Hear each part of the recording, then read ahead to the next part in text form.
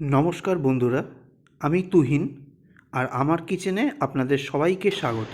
আমি আজকে আপনাদের জন্য বানিয়ে দেখাবো একদম গরমের উপযোগী অথচ খেতে অনবদ্য কাঁচকি মাছ দিয়ে কচি ডাঁটার একদম সুন্দর একটা রেসিপি। এতটাই ভালো খেতে হয়, যদি একবার বানিয়ে খান সারা জীবন মনে রাখবেন এত ভালো খেতে হয়। এই রকম সিম্পল একটা রেসিপি অবশ্যই কিন্তু এটা খাওয়ার অনুরোধ থাকলো। কথা না বাড়িয়ে চলুন রেসিপিতে চলে যাই। প্রথমেই নিয়ে নিয়েছি একদম ফ্রেশ 500 গ্রাম কচি ডাঁটা। এই ডাঁটাটা কিন্তু দেখে ভাববেন না যে বাজার থেকে কেনা, এটা আমাদের নিজস্ব বাগানের ডাঁটা, একদম কচি টক ডাঁটা। এটা বৃষ্টির জন্য খুব ভালো করে বেড়ে উঠেছিল, তাই ভাবলাম এটা দিয়ে আপনাদের সঙ্গে রেসিপিটা শেয়ার করি। এইবার যেটা করতে হবে, ডাঁটাটাকে মাঝখান থেকে কেটে নেব। একদম কচি ডাঁটা, এর আঁশ ছাড়ানোর কোনো দরকার নেই, শাক সহ পুরোটাই আমি একবারে তরকারি করব। মাঝখান থেকে কেটে দেখুন দুভাগ করে নিলাম। করে নেওয়ার পর এইবার কাঁটাটা আপনাদের দেখাচ্ছি না, এটাকে ছোটো ছোটো করে টুকরো করে নেব। শুধু পাতাটুকু বেছে দেখে নেবেন যে পোকা আছে কি না, তারপরে টুকরো টুকরো করে নেবেন। দেখুন আমি ভালো করে টুকরো টুকরো করে নিয়েছি ছোটো ছোটো করে, আর ভালো করে ধুয়েও নিয়েছি এবং একটা জল ঝরানো চাকরিতে রেখেও দিয়েছি। এইবার কিভাবে রান্না করি সেটাই হচ্ছে আসল কথা। জাস্ট ফোড়নটার জন্য রান্না সম্পূর্ণ বদলে যাবে। এইবার এই রেসিপির সেন্ট্রাল অ্যাট্রাকশান হচ্ছে কাচকি মাছ। আপনারা যে কোনো মাছ দিয়ে করতে পারেন, পুঁটি দিয়েও করতে পারেন, মৌরলা দিয়েও করতে পারেন। ছোট যে মাছ পাবেন, চেলা, বাচা, সব দিয়েই ভালো লাগবে। আমি আজকে কাচকি দিয়ে করে দেখাচ্ছি। এই কাচকি মাছটা আমি নিয়েছি 150 গ্রাম মতো, 100 থেকে ম্যাক্সিমাম 150 গ্রাম, এবং ভালো করে ধুয়ে বেছে নিয়েছি। এবার এর মধ্যে দিয়ে দেবো পরিমাণ মতো লবণ আর পরিমাণ মতো হলুদ গুঁড়ো দিয়ে ভালো করে এটাকে মেখে নেব, কারণ এটাকে কিন্তু একটু ভেজে নেব। আর একটুখানি কুড়মুড়ে করে ভেজে নিলে এই ডাটার রেসিপিটা হয় অনবদ্য খেতে। দেখুন কাচকি মাছটা আমার ভালো করে মাখানো হয়ে গেছে মশলা দিয়ে। এইবার ডাইরেক্ট রান্নায় যাব। প্রথমেই নিয়ে নিয়েছি একটা কড়াইটাকে ভালো করে গরম করে নিয়েছি, একদম ধোয়া ওঠা। এইবার দিয়ে দেবো পরিমাণ মতো সর্ষের তেল। তেলটাকেও ভালো করে গরম করতে হবে, নাহলে কিন্তু মাছ দিলে তলাটা লেগে যাবে।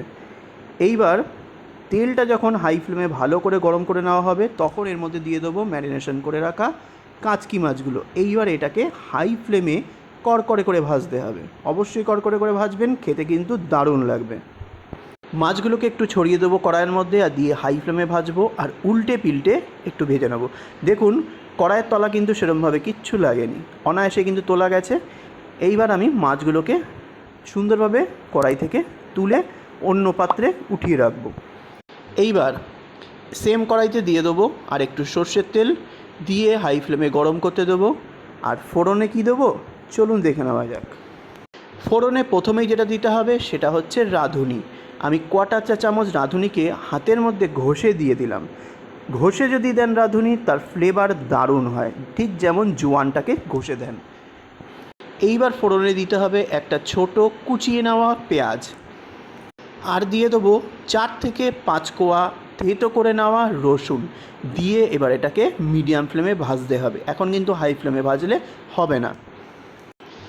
এইবার যখন দেখবেন পেঁয়াজটা রসুনটা ভালো করে ভাজা হয়ে গেছে, মানে অত্যাধিক ভাজা না, নর্মাল একটু ভাজা হয়ে গেছে, তখন এর মধ্যে দিতে হবে ডুমো করে কেটে রাখা ছোট একটা আলুর টুকরো, আর দিয়ে দেবো আলুর সাইজেই টুকরো করে কেটে রাখা ছোট্ট একটা বেগুন।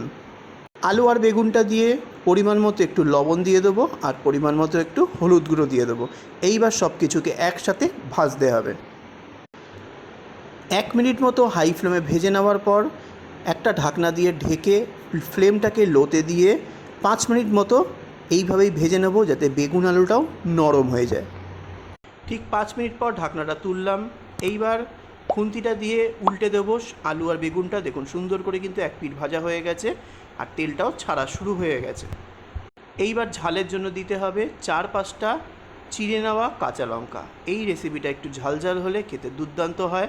যদি বাড়ির বাচ্চারা খায় তাহলে কিন্তু গোটা লঙ্কা দেবেন, পরে ডলে দিয়ে দেবেন। এইবার দিয়ে দেবো 2 কাপ মতো জল। এইটা কিন্তু একটু ঝোলঝোল খেতে বেশি ভালো লাগে, তাই 2 কাপ জল দিলাম। আর দিয়ে দেবো পরিমাণ মতো একটুখানি চিনির গুঁড়ো। মিষ্টির পরিমাণটা একটুখানি বজায় থাকলে এর শাকের টেস্টটা অনবদ্য হয়। তারপরে দিয়ে দিতে হবে শাক। যে শাকটা কুটে রেখেছিলাম, ধুয়ে রেখেছিলাম, সেই শাকটা দিয়ে দেবো ডাঁটাসহ। শাকের ওপর থেকে সামান্য একটুখানি লবণ ওপর থেকে ছড়িয়ে দেবো, যাতে শাকটা নরম হতে দেরি না হয়। তারপর ঢাকনা দিয়ে ঢেকে এইভাবেই 5 থেকে 7 মিনিট রেখে দেবো ঢাকনা দিয়ে মিডিয়াম ফ্লেমে। ভিডিওতে আপনারা দেখতে পাচ্ছেন ঢাকনার ওপর থেকে কিভাবে শাকটা আস্তে আস্তে মিয়ে আসছে কথাটা কারা কারা বলেন। আমাদের বাড়িতে প্রচণ্ড বলা হয়, শাক পাতা যখন নরম হয়ে আসে মানে সেটাকে মিয়ে আসা বলে। এবার দেখুন ঢাকনাটা এবার তুলে নিলাম। তুলে নেওয়ার পর এবার ভালো করে মিক্স করে দেবে ঝোলের সঙ্গে, আর ফুটিয়ে নিতে হবে যতটা ঝোল খেতে চান। তারপর আবার একটু ঢাকনা দিয়ে দেবো, কারণ ডাঁটাটা একটু শক্ত আছে। দিয়ে আরও 2-3 মিনিট ঢেকে রেখে দেবো। তারপর ঢাকনাটা খুলে নিয়ে কিছু লঙ্কা ডলে দেবো ঝালটা ঠিক হওয়ার জন্য। তারপরে দিয়ে দেবো ওপর থেকে ভেজে রাখা কাচকি মাছগুলো। সুন্দর করে দিয়ে দিতে হবে, ঠিক দেখতে আলু ভাজার মতো মনে হচ্ছে। তারপরে ভালো করে হালকা হাতে মিক্স করে নিতে হবে। এই সময় কিন্তু টেস্ট করে দেখে নেবেন নুন, মিষ্টি, ঝাল কোনটা কম আছে, সেই বুঝে কিন্তু অ্যাডজাস্ট করে নেবেন। রেডি হয়ে গেল কাচকি মাছ দিয়ে ঝোল ঝোল এই ডাঁটা শাকের ঝোল বা চচ্চড়ি। রেসিপিটা ভালো লাগলে অবশ্যই কমেন্ট করে জানাবেন কেমন লাগলো আজকের রেসিপিটা।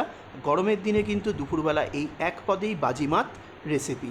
চলুন এই রেসিপিটা অবশ্যই কিন্তু একবার বানিয়ে খেয়ে দেখার অনুরোধ রইল।